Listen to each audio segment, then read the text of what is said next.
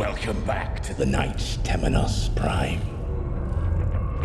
You have disgraced it. Michael came in with this iconic view, which I just loved, where it was locked down and there's this gigantic Knightship following behind, and there's swirling clouds, and it's dark over here, and it's so thick that the sun doesn't quite cut through it. Amazing lighting, and it was just from this piece of still art.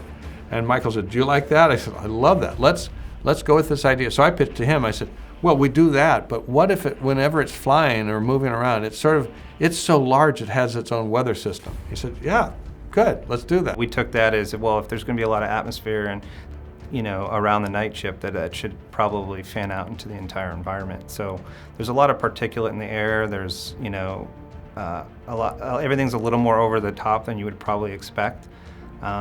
These guys are basically fighting it out on this just highway in the middle of nowhere on this farmland, and we just kicked up everything we could think of. The trouble with loyalty to a cause is that the cause will always betray you.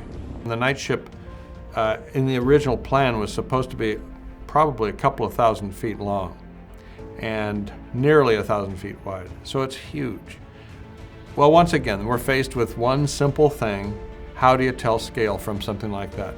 And one way to do that is to have small pieces that look like they could, be something that we can relate to as humans, that assemble this thing. So whenever you get in close, you can see all these hundreds and hundreds of pieces on the outside where it was assembled. And some of the inspiration that we got for this ship, especially for what we call the prawns or the big arms that stick up in the air, were from sailboat rigging. And so we tried to put lots and lots of ribbing in there, far more than a real sailboat would have, and all the complexity of all the pipes and all the different supports in there, and even if you look closely, there's cabling and so forth, mimicking a little bit what a sailing ship would have. That's the outside. And the outside was plenty complicated, but now we go in the inside. One idea was to always have curves here and there, have conduits and piping, so it wasn't just big right angles locked together like you'd see in a skyscraper. That was not the idea. It's supposed to be very organic, like maybe some Creature style of a thing. But now, how do you build the inside to make it make sense? My caution to Michael all along was, well, don't put too many pieces in, because on a computer graphics side of things, the more pieces or geometries that you have, polygons and all these things have to be created. The computer has to track all these things. It has to know where they are at a given moment. They all have to look good. Well, the more you have, you can actually stop the system.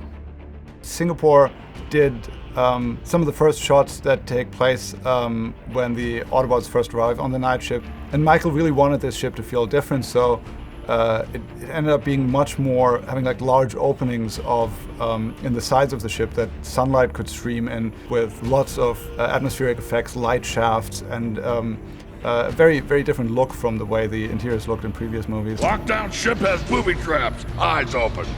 Beware of his bone grinders, brain blinders, flesh peelers, chromosomal inverters, catatonic sludge, black hole trapdoors, and of course radiation.